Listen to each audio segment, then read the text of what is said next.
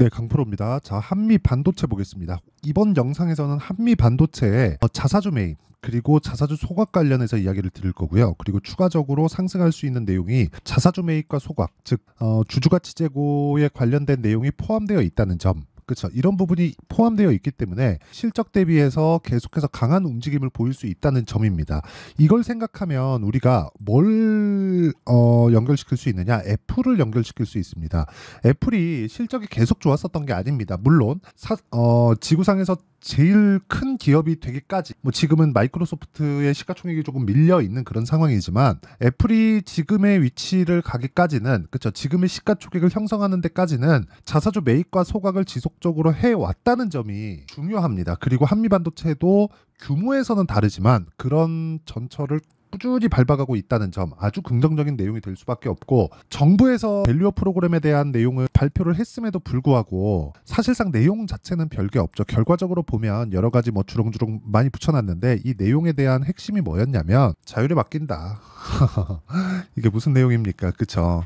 자율은 안 됩니다. 자율은 될 수가 없어요. 근데 유일하게 자율적으로 하고 있는 게 한미반도체다. 그리고 여기서 하나를 덧붙이자면 기존의 밸류업 프로그램에 관련된 내용이 발표되기도 전에 진행하고 있었던 고배당주들, 금융권이 되겠죠. 여기는 애초에 그 주주 환원을 잘 하고 있었습니다. 하지만 성장성에 대한 부분, 그리고 규제 산업이잖아요. 한국에서는 규제를 받고 있었던 부분이 부각되면서 주가가 더디게 진행됐었던 거지, 배당은요 뭐 4에서 6%, 이익이 많이 났을 때 한 7에서 8%까지도 늘어나는 그런 상황을 꾸준하게 만들어 왔습니다. 그리고 분기 배당으로 돌리면서 그 분기 배당을 한번 받아보신 분들은 알 겁니다. 짭짤합니다. 그래서 이런 부분을 감안한다면 한미반도체도 성장을 담보로 하는, 주가 상승까지 담보로 한 주주 환원을 적극적으로 하는 기업의 이미지를 쓸 수 있다는 점, 이게 지금까지 한미반도체가 강한 움직임을 보이고 있었던 여러 가지 이유 중에 하나입니다. 물론 HBM이나 그런 부분도 있지만 더 중요한 건 주주를 생각하는 오너 개념의 조금 이런 그 마인드를 가지고 있다는 점, 이 부분은 진짜 주목할 만하다. 그래서 지금 하락하고 있는 이 부분은요, 단기간에 많이 올라오기도 많이 올라왔잖아요. 올라오는 구간에서 당연히 매물 소화 과정을 거쳐야 되고, 이 매물 소화 과정에서 지내야 되는 건 이평선의 이격도가 좁혀지는 겁니다. 이평선의 이격도가 좁혀지는 건 다시 말씀드리지만 올라가면서 발생하는 자연스럽게 받아야 되는 조정 구간이고요. 이걸 우린 눌림목이라고 합니다. 눌림목 구간에서 뭐 거리가 많이 터지네 많이 터지지 않네 이런 부분은 사실상 논할 가치조차도 없어요. 진짜 논할 가치조차도 없는 게, 원래 거래라는 건요, 올라가면 올라갈수록 그 종목군들의 평균 거래보다 높아지는 게 주식시장의 특성입니다. 그리고 이 구간에서 우리가 맞춰서 자연스럽게 타점을 잡아야 되는 게 중요합니다. 자, 그러면 실제 자사주 매입과 소각을 어떻게 진행하는지 그 내용에 대해서 이야기를 드리기 전에, 제가 지금 계속해서 이야기를 드리는 한미반도체와 같은 성장주를 꾸준하게 매매를 했을 때, 그리고 어떤 정도의 타점을 잡았을 때 수익이 어느 정도까지 나올 수 있는지 그 내용부터 이야기를 드리도록 하겠습니다. 자, 내용 한번 보시면 1월 1일부터 5월 3일까지의 제 계좌 수익률입니다. 570%. 그리고 이 내용에 대한 부분은 철저하게 신고가 종목들만 공략했을 때 이 정도의 수익이 나온 거고요. 저가에는 사지 않는다. 절대로 저가에서 사지 않는다. 이런 부분이 있다는 점을 기억해 주시면 됩니다. 그러면 그 종목군들을 어떻게 공략을 했는지 그 내용부터 보시면요. 여기 첫 번째 HLB가 있는데, 올라가는 구간에서 매수하고 내려올 때 매도, 그리고 매수 매도, 매수 매도, 떨어지고 나서 확인하고 매수. 그쵸? 이런 식으로 매매가 진행됐을 때 뭐 13%, 18% 쭉 내려보면 30% 정도의 수익 구간을 만들어낸다는 점이 중요하고요. 그리고 이 부분에 대한 내용을 바이오라서 그런 거 아니냐 이렇게 보시는 분들이 있을 것 같은데, 자, 다른 종목들 뭐 DI나 그런 종목들 있죠. 한미반도체를 이야기를 하고 있으니까 반도체 종목군들에 대한 종목 어떻게 그 타점을 잡았는지를 보면, 올라가는 구간에서 계속해서 매매를 한 결과 뭐 26%, 22% 이런 정도의 수익이 지속적으로 발생을 하고 있다는 점이 중요합니다. 정말 중요합니다. 그래서 이 부분에 대한 내용 반드시 기억을 하시고요. 주식은 절대 싸게 사지 않는다. 그쵸? 싸게 사면 내가 물릴 수 있는 확률이 훨씬 더 높아진다.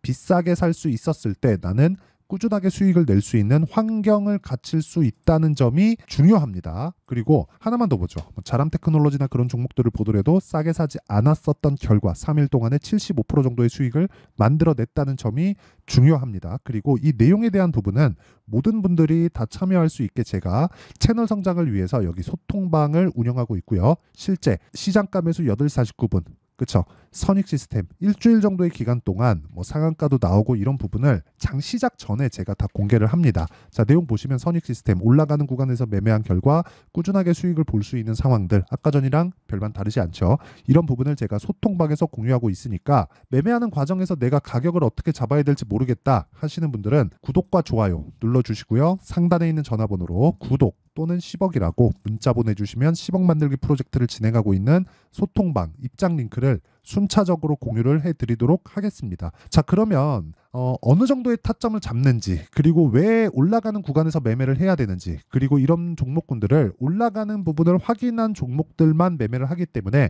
여기 보시면 8시 49분, 8시 49분, 8시 50분 장 시작 전에 공개를 하고 있다는 점, 이게 중요하지만 그렇죠?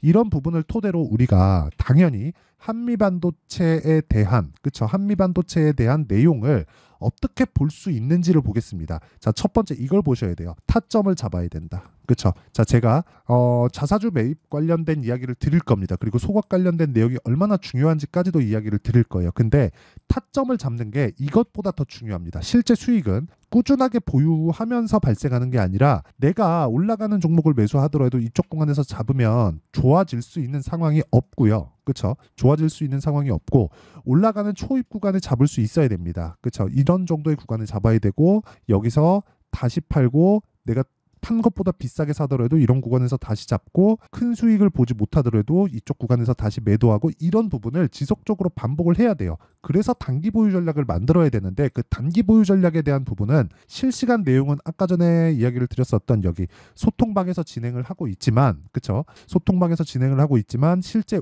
매매 원리에 대한 부분은요. 여기 한미반도체의 가격과 단기 보유 전략 그리고 최근에 반도체 종목군들의 변동성이 4월 달에 상당히 커졌던 점을 감안한다면 이 종목군들에 대한 내용을 그쵸? 실시간 타점을 제가 문자로 공유를 해드리도록 할 테니까 구독과 좋아요 눌러주시고 상단에 있는 전화번호로 한미라고 문자 보내주시는 분들에 한해서만 제가 한미반도체에 실시간 타점 그리고 단기 보유 전략을 함께 문자로 공유를 해드리도록 하겠습니다. 자, 그러면 어떤 식으로 매매가 진행되는지 제가 다 이야기를 드렸으니까 첫 번째 매입 규모를 왜 지속적으로 늘리고 있는지 그 내용부터 보도록 하겠습니다. 자, 내용 보면 간단합니다. 여기 보시면 한미반도체 500억 규모의 자사주 취득 신탁 계약 그쵸? 4월 23일 날 발표가 된 내용이고요. 밑에 쭉 내려보면 이분이 박동신 회장입니다. 아, 지금 부회장이네요.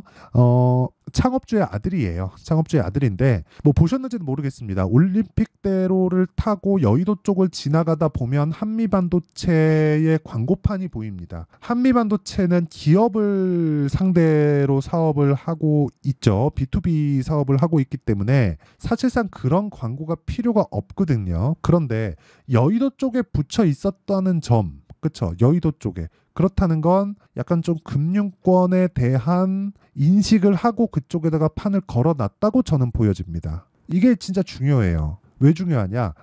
주가 관리를 할 생각을 가지고 있다는 거예요. 주가 관리를 이게 얼마나 중요한지를 알고 있다는 거예요. 한국 시장에서는 그런 부분이 좀 많이 부족했는데 그런 부분, 그렇죠? 2세대 경영으로 넘어오면서 그렇잖아요. 현대차 같은 경우에는 지금 정몽구 회장부터 정의선 회장까지 넘어오는 이 승계 과정에서 현대모비스의 그렇죠? 현대모비스의 주가가 오르는 게 의선이 형한테는 그렇게 좋지 못하거든요. 정의선 지금 부회장이죠.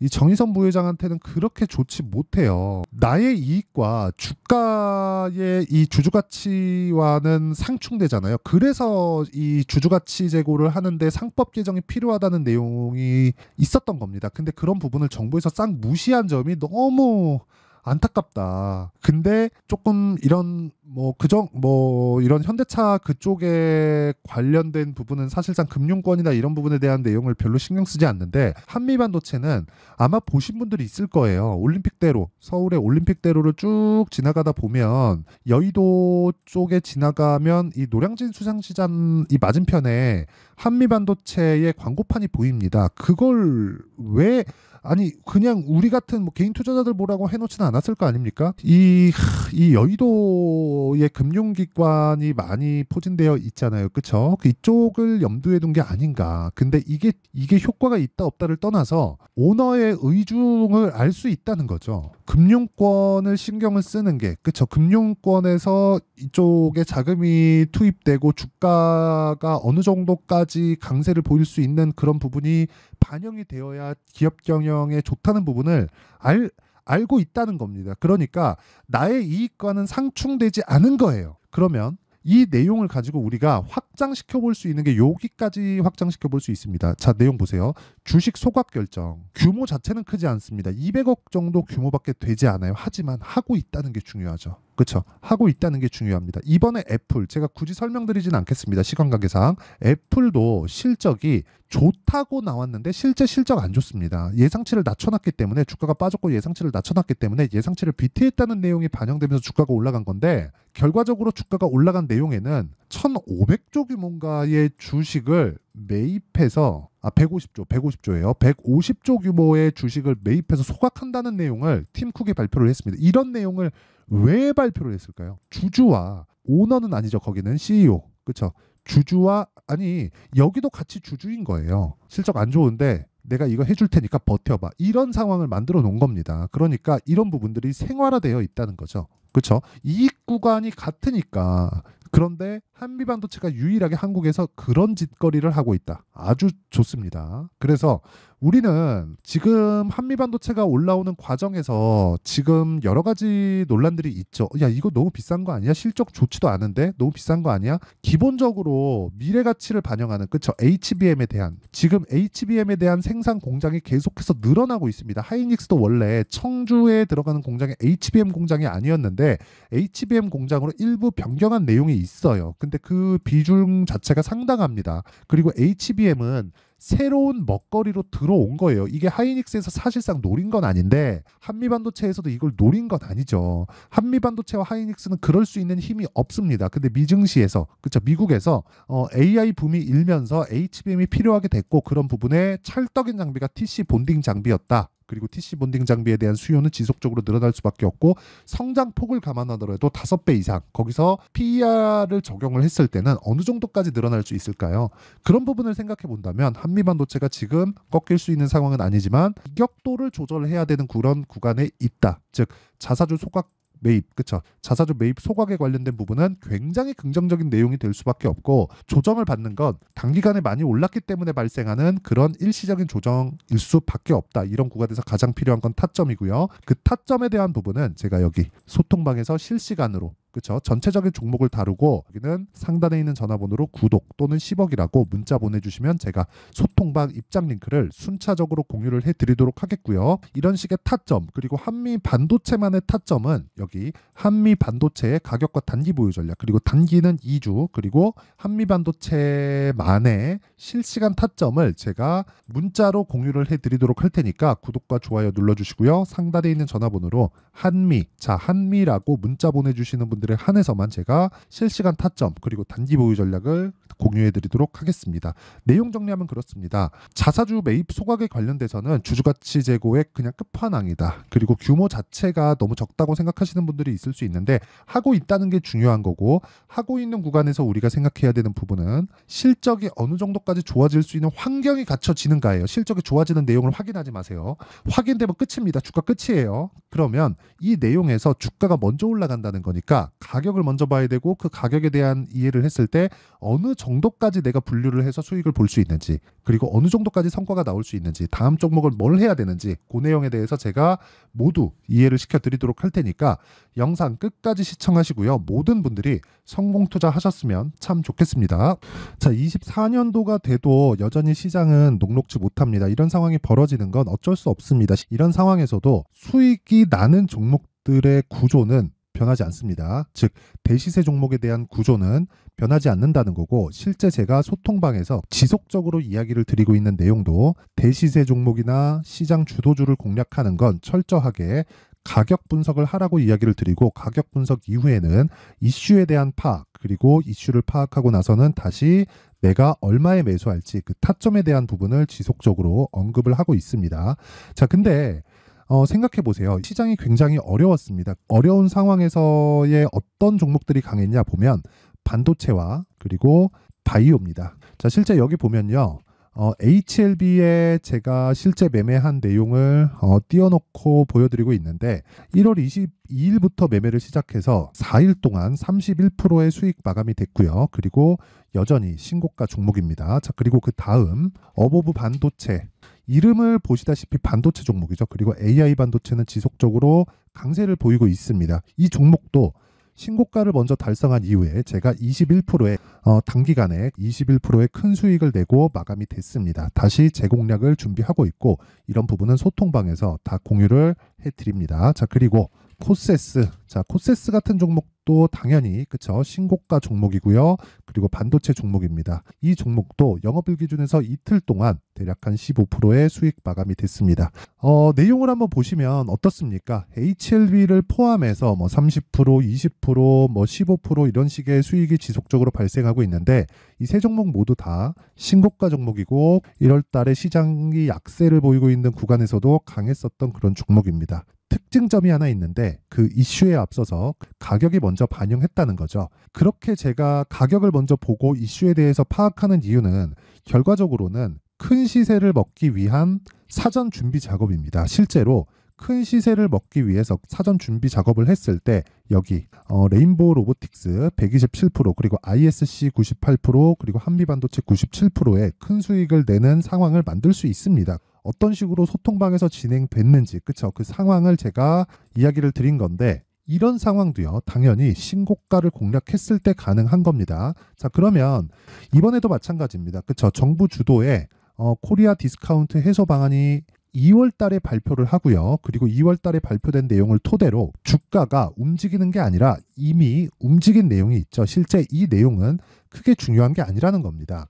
실제 움직인 내용을 보면 자, 기아차입니다. 실제로 12월 달에 신고가를 만들어 놓고 정부에서 입김을 불어 넣으니까 순식간에 기아차를 포함해서 현대차 같은 거대 기업들의 주가가 2주도 채 되지 않아서 40% 정도의 큰 시세를 냅니다. 자, 그러면 우리는 어떤 종목을 봐야 될까요? 이슈를 파악해야 되는 것도 맞지만 철저하게 가격에 맞춰서 매매를 해야 되는 게 당연히 중요합니다. 정부가 주도하는 정책 방향이 있겠죠. 그 방향에 맞춰서 우리가 종목을 찾을 필요가 있다. 자, 그러면 답이 나왔습니다. 정부가 주도하는 방향에 맞춰서 제2의 기아차를 찾는 게 지금은 중요하다. 근데 정부 정책의 방향에 맞게 가자. 그랬을 때 앞서서 제가 보여드렸었던 내용인 여기 레인보우 로보틱스 127% 그리고 ISC 98% 그리고 한미반도체 97%와 같은 수익을 낼 수 있습니다. 물론 시간에 대한 부분은 최소 2주의 시간이 필요하고요. 그리고 최장 3개월 안에 끝내야 됩니다.